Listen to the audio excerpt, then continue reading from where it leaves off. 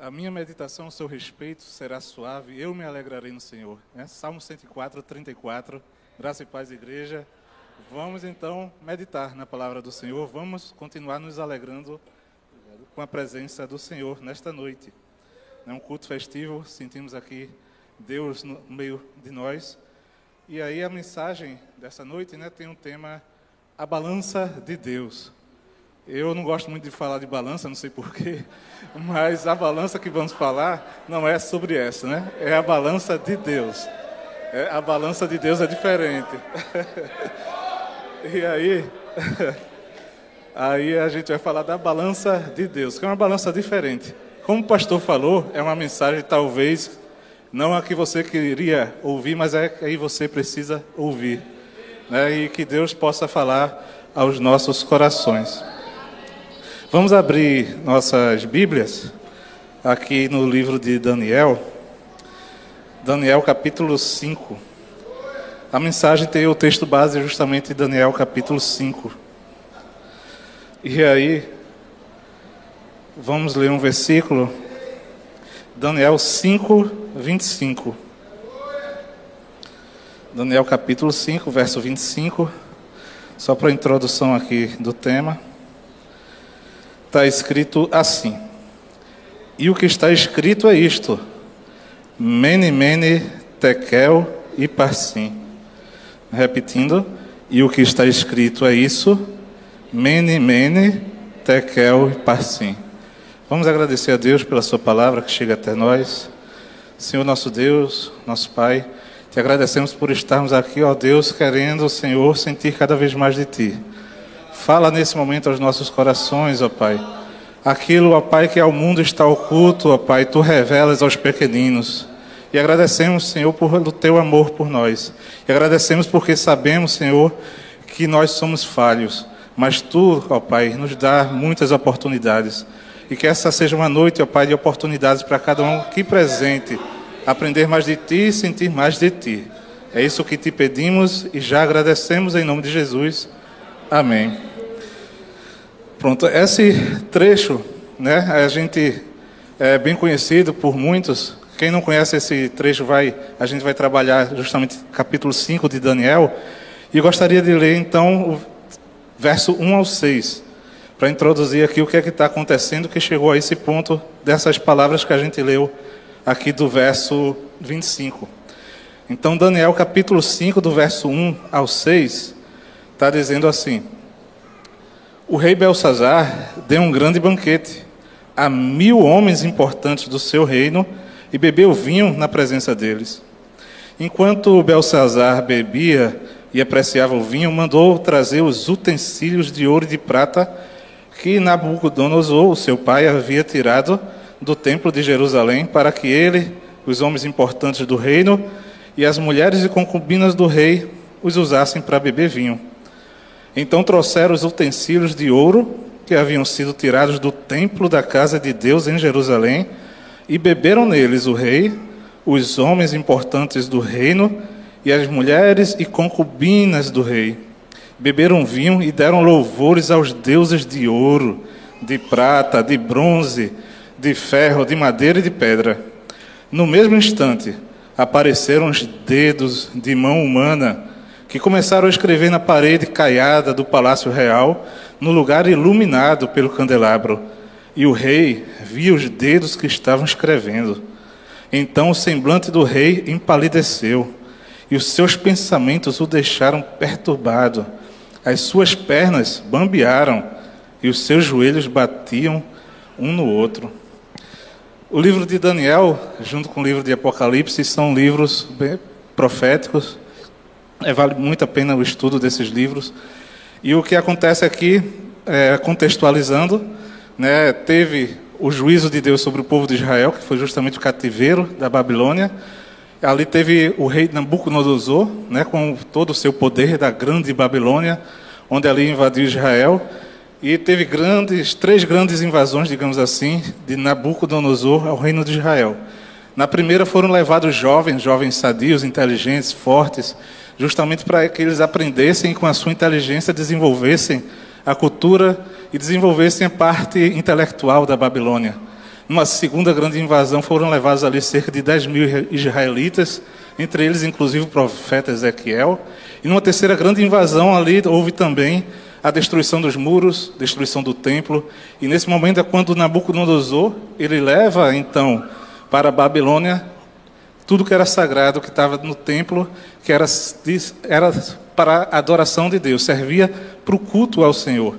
Então aqueles utensílios foram tirados do templo de Jerusalém e foram levados ali para a Babilônia. E agora, Daniel já não é mais tão jovem como quando ele foi levado ali ao cativeiro da Babilônia.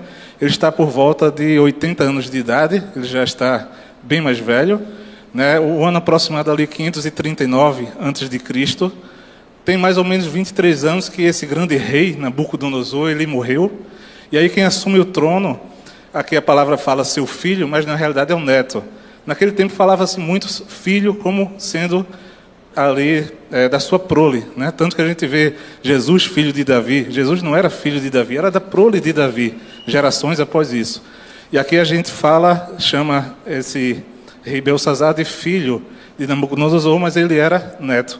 Nabonido, que era um filho de Nabucodonosor, que ele não ficava na Babilônia, provavelmente os historiadores falam que ele não tinha assim pulso para liderar, e por isso então o neto assume.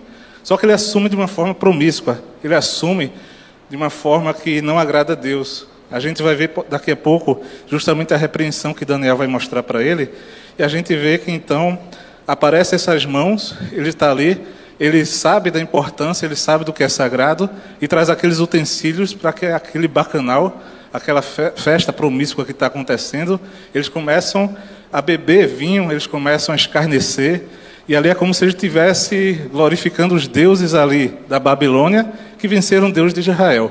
Traz aí as coisas lá do templo de Israel, porque esses nossos deuses aqui de prata, de barro, de ouro, são mais poderosos.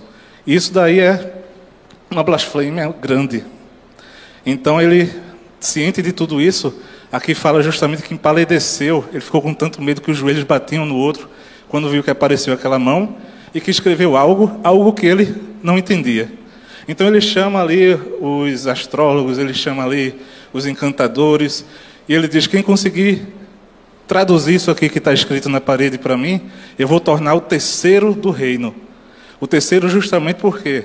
Porque tinha o seu pai Nabonido e ele. Então seria o terceiro mais importante do reino. E aí aqueles astrólogos, aqueles encantadores tentam e ninguém consegue.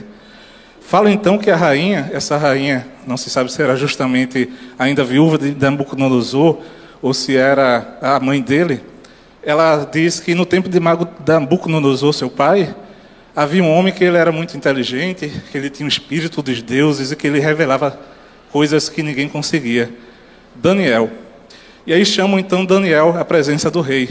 Quando Daniel chega, o rei até escarnece dele. Você é mais um aí que veio do cativeiro, você foi um prisioneiro que o meu pai trouxe. E aí, naquele momento, ele fala, mas eu ouvi falar que você consegue interpretar sonhos, e consegue interpretar coisas, então eu queria que você interpretasse o que está escrito ali. Vamos ver então Daniel capítulo 5, do verso 22, agora. Está escrito assim.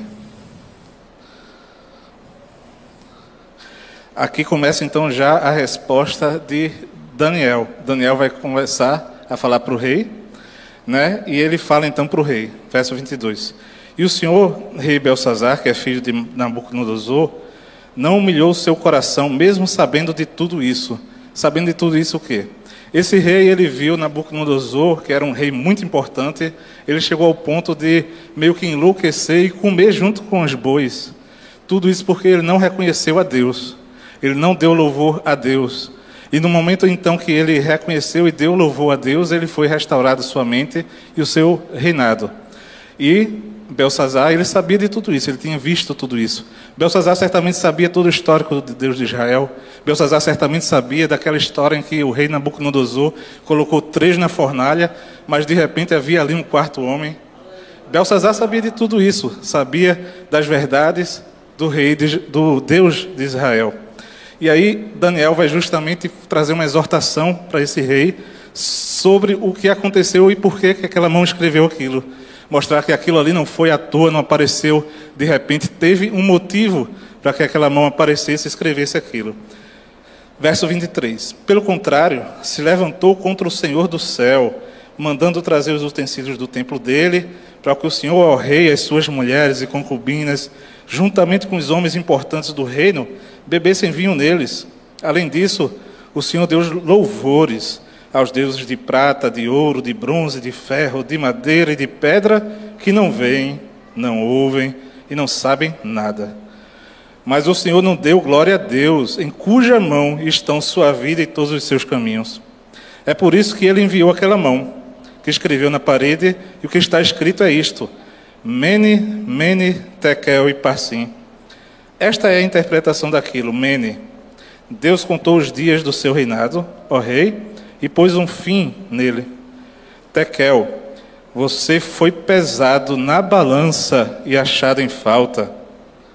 Pérez, o seu reino foi dividido e entregue aos medos e aos persas.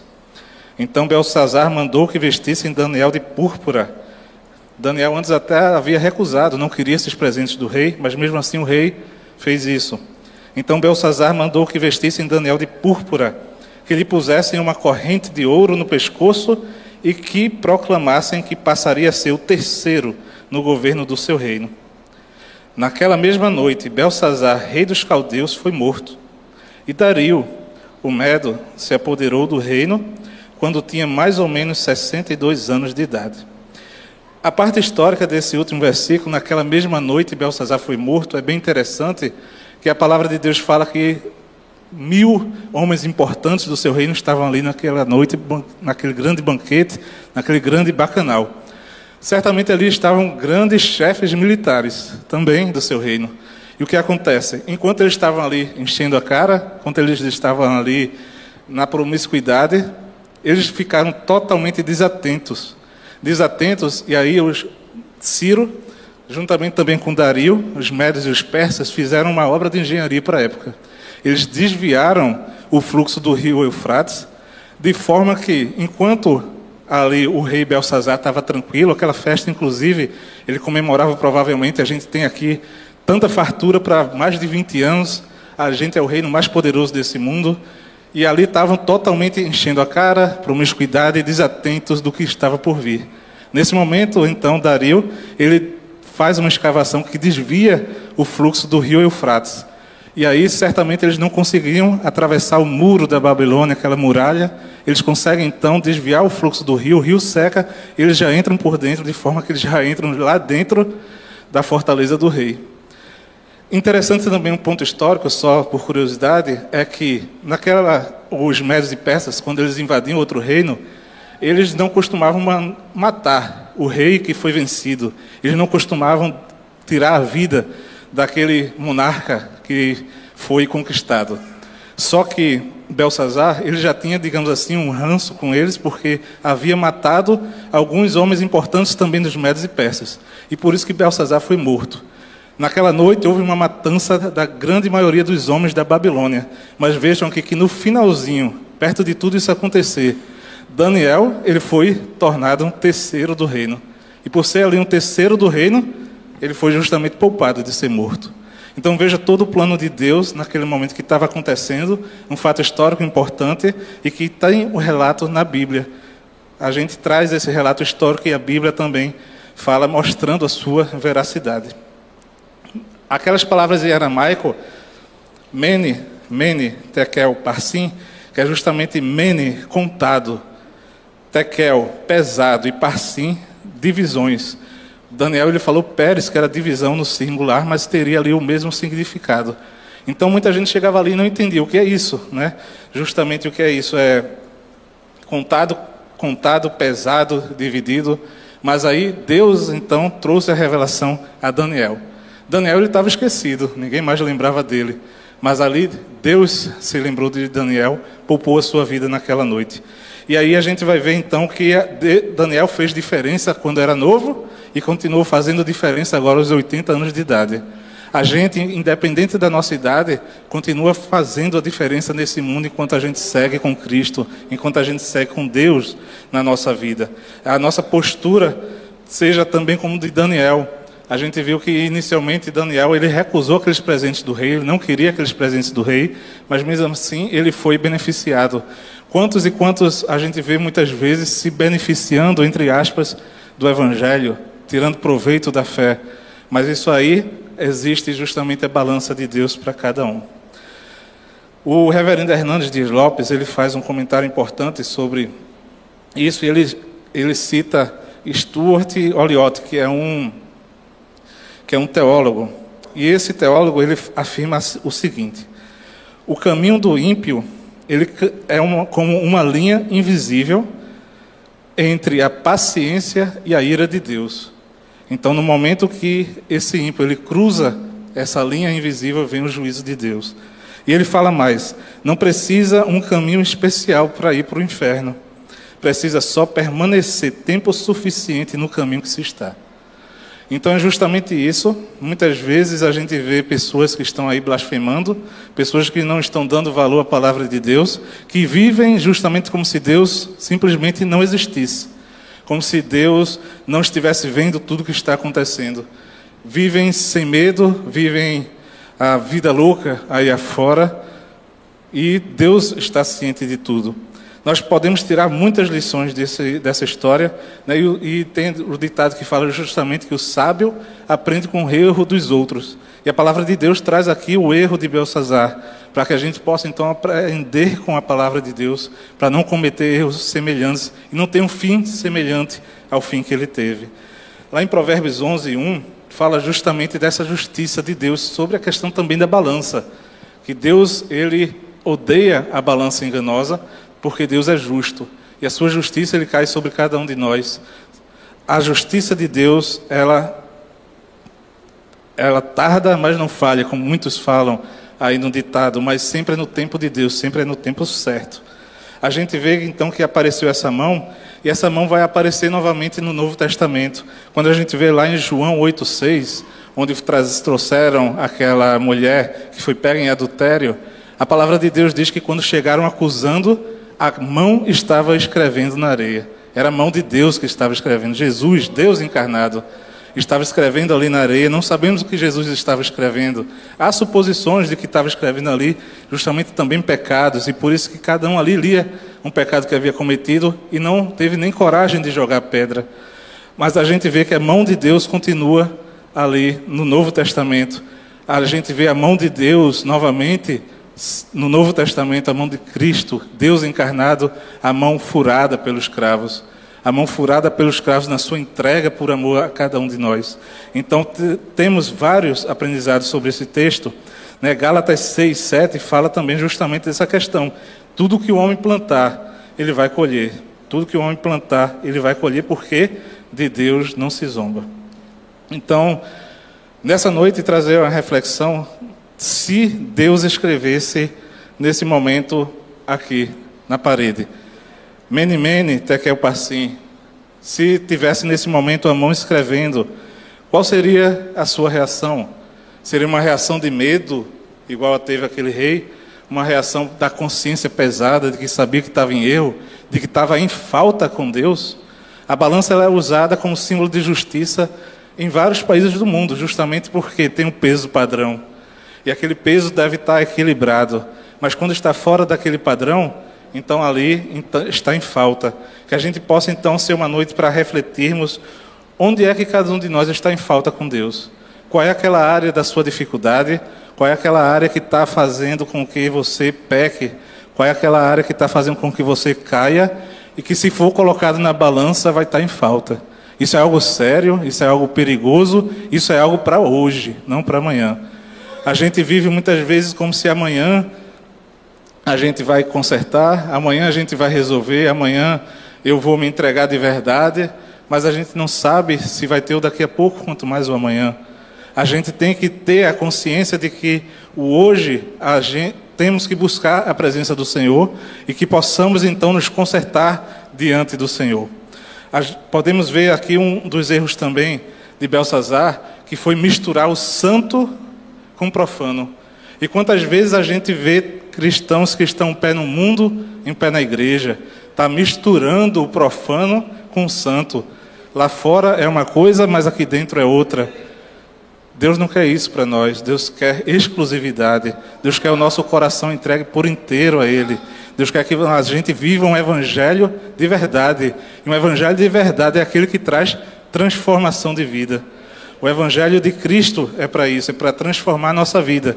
Não que a gente viva do mesmo jeito de antes. Não é isso que Deus quer para nós. Não podemos misturar as coisas do mundo com as coisas de Deus. Isso foi um erro grande de Belsazar e ele caiu por conta disso. E os utensílios da casa de Deus foram usados para isso. Hoje, nós somos inclusive também templo e morada do Espírito Santo.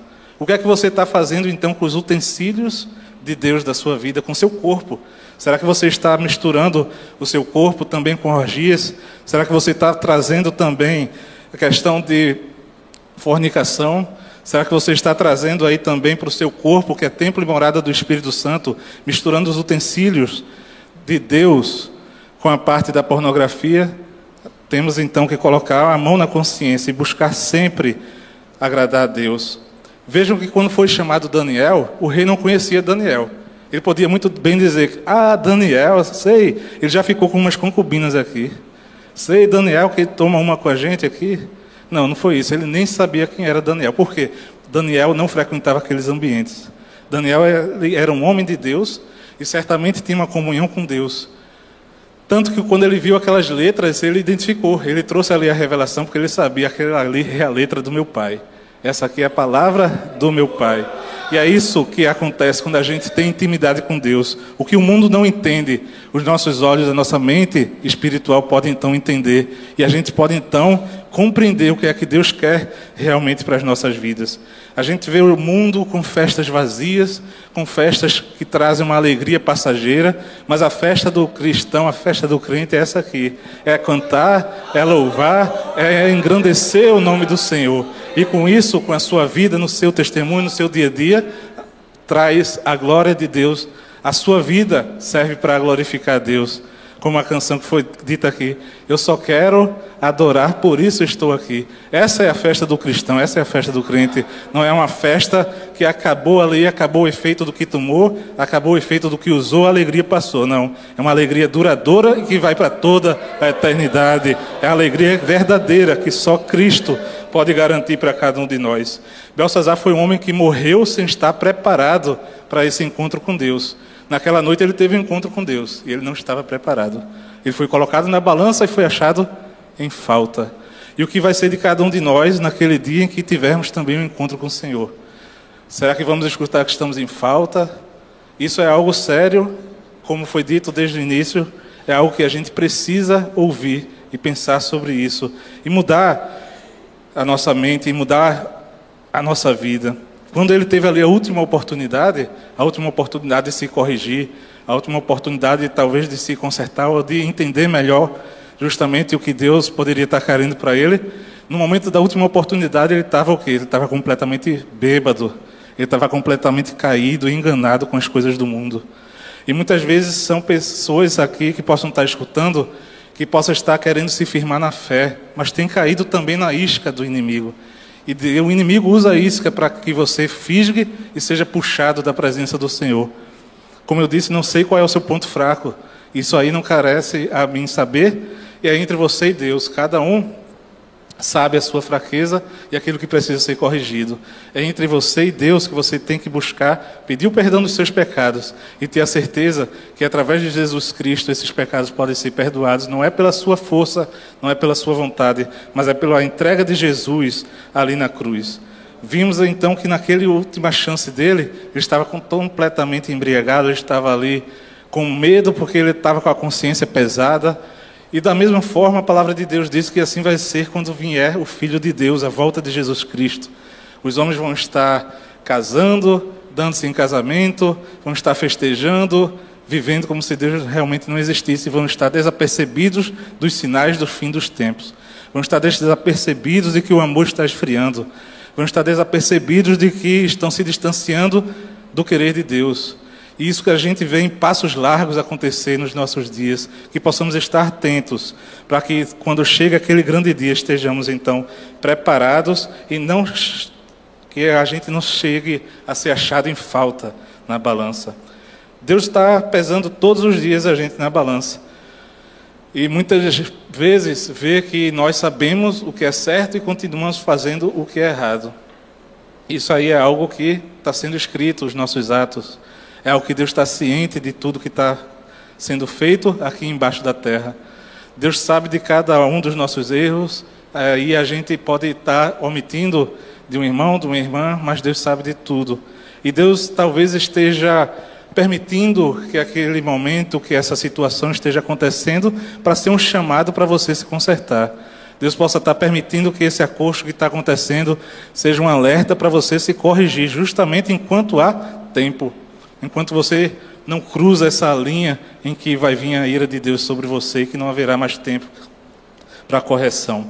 Haverá uma prestação de contas. Essa prestação de contas nem sempre é no dia que você falha, no dia que você faz a besteira, no dia que você desobedece. Essa prestação de contas, justamente por não ser na hora, é algo que faz com que muita gente viva repetindo os seus pecados porque não vê a consequência. Quando a consequência acontece, quando costumam dizer, quando a casa caiu, aí quer corrigir, quer correr atrás do leite derramado. Mas a gente tem que buscar o Senhor justamente para evitar essas consequências. E a palavra de Deus fala que justamente o salário do pecado é a morte. E que possamos então buscar a presença do Senhor para evitar essa morte, a morte eterna. Uma eternidade distante da presença do Senhor. Que possamos nos consertar diante do Senhor. Porque a conta, ela pode demorar, mas a conta vai chegar. E essa fatura não vai ser barata se você não se corrigir e não decidir mudar sua vida, seu posicionamento em uma entrega real do seu coração ao Senhor Jesus. A conta demora, mas a conta chega. E quanto mais você demora para mudar de vida, para se consertar, essa conta ela chega mais cara. Nessa noite, a gente está vendo então com os erros do rei Belsazar que devemos evitar tudo isso, essa mistura do profano com o que é sagrado. Mas também temos aqui um aprendizado para nós que somos cristãos, nós que somos povo de Deus, acerca da postura de Daniel. A gente vê que Daniel, ele foi poupado naquele momento porque ele se tornou ali um líder do reino, e como eu disse, a parte histórica, ele foi poupado por conta disso, né? Então Deus ele pode estar também permitindo situações para que lá na frente você não está enxergando, mas que haja então um livramento para você, mas que haja então uma mudança da vida para você. Daniel ele continuou com Dario no seu reinado, sendo até ministro ali do novo reinado que se iniciou, e foi poupado. Vimos que Daniel ele não poupou, ele não chegou para o rei e começou a bajular. Não bajule, você não vai conseguir as coisas desse jeito. Seja o que você é, peça o discernimento de Deus, peça o direcionamento de Deus para tudo que você vai fazer. A gente vê que Daniel ele não chega lá para bajular o rei e não começa a falar de mansinho: ô rei, o senhor errou isso aqui, mas foi só uma besteirinha. Não.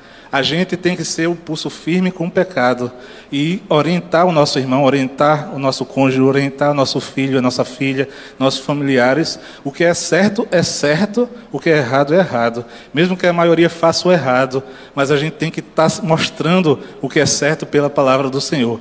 Daniel chegou ali e trouxe a exortação que o rei tinha que ouvir. Por que aquela mão apareceu, por que aquela mão escreveu e o que é que iria acontecer por conta das atitudes do rei. Então eram atitudes não só naquela noite, não só naquela festa, mas toda uma vida profana, toda uma vida em que não engrandeceu, em que não louvou e não agradeceu a Deus. Tenhamos muito cuidado e lembremos dessa postura de Daniel, que possamos então sermos como Daniel, fazendo diferença nesse mundo, sendo luz nesse mundo, sendo sal e terra nesse mundo. Existe uma música que é da banda Fruto Sagrado, que é a música Vai Acabar, e fala justamente sobre essa questão, é bem desse contexto dessa ministração dessa noite, que fala: o dia e a hora eu não sei, pode ser hoje ou amanhã, antes do que imaginei, nada pode impedir. O poder que nos fez do nada vai mostrar que o poder do homem não é nada. Tudo que é no céu, tudo que é no chão, o que está guardado no teu coração vai acabar. Toda a desumanidade humana, toda fome e sede de justiça vai acabar, vai desaparecer. Independente se acredita ou não, está escrito e ele vai cumprir. Quando a perfeição chegar, o que não é, deixará de existir.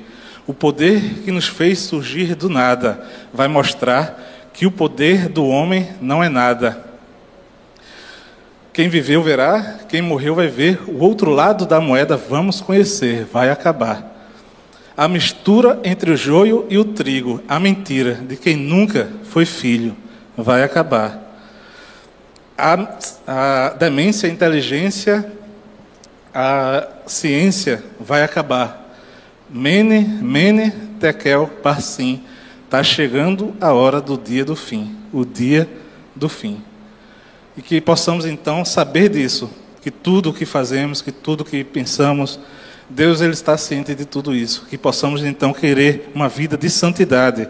Esse é um alerta nessa noite para a igreja. O juízo ele vem para todos. O juízo de Deus ele é verdadeiro e o seu dia vai chegar para todos. Que possamos então naquele dia estarmos revestidos da justiça de Deus. Porque se estivermos revestidos do que achamos ser a nossa própria justiça, a gente vai ser condenado. A gente vai ser achado em falta na balança de Deus. E houve um homem que andou nessa terra e ele cumpriu tudo, ele andou e não pecou, que foi o Senhor Jesus Cristo. Então ele é o padrão da balança. A gente nunca vai estar igual a Jesus Cristo.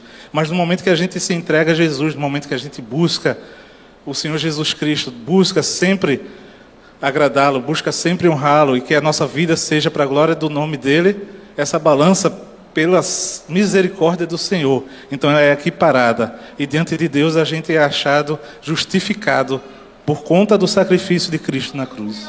Então através de Cristo na cruz, essa balança que está pendendo para a gente ser condenado, ela pode então ser achada ali, equiparada. E a gente pode então ter acesso novamente ao Pai, ter acesso novamente à presença de Deus. Que possamos então viver uma vida buscando ao Senhor Jesus Cristo. E muito a gente peca, muito a gente erra. Tem uma canção, que é justamente do HCC, que é a canção 275, Perdoa-me, Senhor, que ela é uma verdadeira oração. Essa canção, ela foi escrita em 1987, né, foi escrita por Irã Dolo Júnior, ele era ministro de música lá da Igreja Batista de Aldeota, em Fortaleza, Ceará. Foi justamente no mês de julho, um mês de férias, que ele escreveu essa canção. Ele tinha ali um combinado com o pastor Roldão Arruda, o pastor da sua igreja, de que naquele ano, todo mês, ele iria compor, ele iria criar uma canção para a glória de Deus. E no mês de julho ele estava sem saber o que faria, e aí veio justamente à sua mente, o Espírito Santo trouxe essa mensagem dessa canção tão linda que a nossa igreja gosta muito. E nesse momento, a gente vai fazer diferente. Eu vou pedir para que a gente possa então baixar a nossa cabeça, que a gente possa fechar os nossos olhos, que a gente possa então ficar contrito com o Senhor. E essa canção eu vou ler aqui de uma forma que a gente vai orar essa canção. E você pode ir repetindo no seu coração, e você vai ver como muitas vezes sua vida se encaixa perfeitamente em pontos dessa canção, e que você quer o perdão do Senhor, e que você quer então essa correção do Senhor. Vamos orar ao Senhor essa canção nesse momento. Pode em seu coração ir repetindo essa mensagem, essa canção. Perdoa-me, Senhor, se eu não vivi para te servir, se em meu agir o teu amor também não refletir. Perdoa-me, Senhor, se em teu caminho não seguir, se falhas cometi, se tua doce voz não quis ouvir. Escuta minha oração, Senhor, desejo aqui viver para teu louvor. Ensina-me a te ouvir e com amor servir, e os santos passos teus aqui seguir. Perdoa-me, Senhor, se eu de ti me afastei, se em meu caminho escuro tua luz não procurei. Perdoa-me, Senhor, se na aflição não te busquei, se eu não te sondei, se teu querer para mim não procurei. Escuta minha oração, Senhor, Desejo aqui viver para o teu louvor. Ensina-me a voltar e junto a ti estar, e em tua graça sempre confiar. Perdoa-me, Senhor, se frutos eu não produzi, se indiferente a tudo a missão eu não cumpri. Perdoa-me, Senhor, se os campos brancos eu não vi, se só para mim vivi, se meus talentos não desenvolvi. Escuta a minha oração, Senhor. Desejo aqui viver para teu louvor. Ensina-me a agir e meu dever cumprir, e frutos dignos dedicar a ti. Em nome de Jesus. Amém. Então veja que é uma verdadeira oração, que a gente tem que buscar a presença do Senhor. Essa é uma noite de correção. Essa é uma noite para a gente pedir perdão, pedir a correção do Senhor, para não cair mais na isca do inimigo. É uma noite para que a gente entenda que a balança está lá, que eu e você, cada um de nós vamos ser pesados e que não sejamos achados em falta. A gente precisa então saber que podemos pensar que sempre haverá uma última oportunidade, mas essa última oportunidade pode ser agora. Essa última oportunidade pode ser hoje. Também não olhe para o erro dos outros. Não fique julgando, não fique se comparando com ninguém. Cada um vai receber a sua sentença. A balança vai ser para todos. Não se compare, não questione, não olhe para os outros. Olhe para si. A relação aí é você e Deus. Tente oferecer o seu melhor para Deus. Tente andar mais na presença do Senhor. Lá em Hebreus 9, 27 e 28 fala justamente que ao homem está ordenado morrer uma vez só, vindo depois disso o juízo. Assim como Jesus também ele se entregou uma vez só, e a sua entrega foi suficiente por mim e por você, para todo aquele que nele crê não pereça, mas tenha vida eterna, como está lá em João 3,16. Mateus 25, Jesus falou também sobre esse momento do juízo. Mateus capítulo 25, verso 31. Vamos ler aqui. Mateus 25, 31. Fala assim, palavras do próprio Senhor Jesus Cristo. Se você crê e acredita no Senhor Jesus, então confie no que Ele falou. E Jesus falou o seguinte: quando o Filho do Homem vier na sua majestade e todos os anjos com Ele, então se assentará no trono da sua glória. Todas as nações serão reunidas em sua presença, e Ele separará uns dos outros, como o pastor separa as ovelhas dos cabritos. Porá as ovelhas à sua direita e os cabritos à sua esquerda. Então o rei dirá aos que estiverem à sua direita: venham, benditos de meu Pai, venham herdar o reino que está preparado para vocês desde a fundação do mundo. Mas vejam o verso 41, por favor. Então o rei dirá também aos que estiverem à sua esquerda: afastem-se de mim, malditos, para o fogo eterno preparado para o diabo e seus anjos. Aqueles que foram achados em falta com Deus, essa será a resposta do Senhor para eles. Aqueles cuja balança está em falta com Deus, essa foi a resposta de Jesus para ele. É uma resposta sobre a eternidade. É algo para a gente não deixar para lá. 2 Coríntios 4, 17 e 18. Paulo fala algo também sobre o peso. 2 Coríntios 4, 17 e 18 diz assim: porque a nossa leve e momentânea tribulação produz para nós um eterno peso de glória, acima de toda comparação, na medida em que não olhamos para as coisas que se veem, mas para as que não se veem, porque as coisas que se veem são temporais, mas as que não se veem são eternas. E para finalizar, Apocalipse capítulo 20, verso 11 e 15. Do verso 11 ao 15. Vi um grande trono branco, e aquele que está sentado nele, a terra e o céu fugiram da presença dele, e não se achou lugar para eles. Vi também os mortos, os grandes e os pequenos, que estavam em pé diante do trono. Então foram abertos livros. Ainda outro livro, o livro da vida, foi aberto. E os mortos foram julgados segundo as suas obras, conforme o que estava escrito nos livros. O mar entregou os mortos que nele estavam, a morte e o inferno entregaram os mortos que neles havia, e foram julgados um por um, segundo as suas obras. Então a morte e o inferno foram lançados no lago de fogo. Esta é a segunda morte, o lago de fogo. E se alguém não foi achado inscrito no livro da vida, esse foi lançado no lago de fogo. Meu irmão, minha irmã, você que possa estar assistindo também nesse momento, tenha certeza que Jesus é o único que pode expulsar os ídolos que há no seu coração, seja tudo aquilo que ocupa o lugar de Deus. Ele quer entrar no seu coração, fazer morada e mudar a sua vida. Deus está te alertando para o arrependimento, te chamando para viver uma vida nova na presença dEle, para que você possa então dar as costas para as orgias, dar as costas para o passado, dar as costas para o seu erro e tudo se fazer novo na sua vida. Deus está te chamando para que você possa então deixar a falsa alegria e viver verdadeiramente a alegria que só Ele pode oferecer. E como eu disse, é uma alegria eterna, gozar a Sião, a eternidade com Cristo. E isso mediante o seu sacrifício na cruz. Basta você reconhecer que Jesus é seu único, suficiente Salvador e entregar a sua vida para Ele.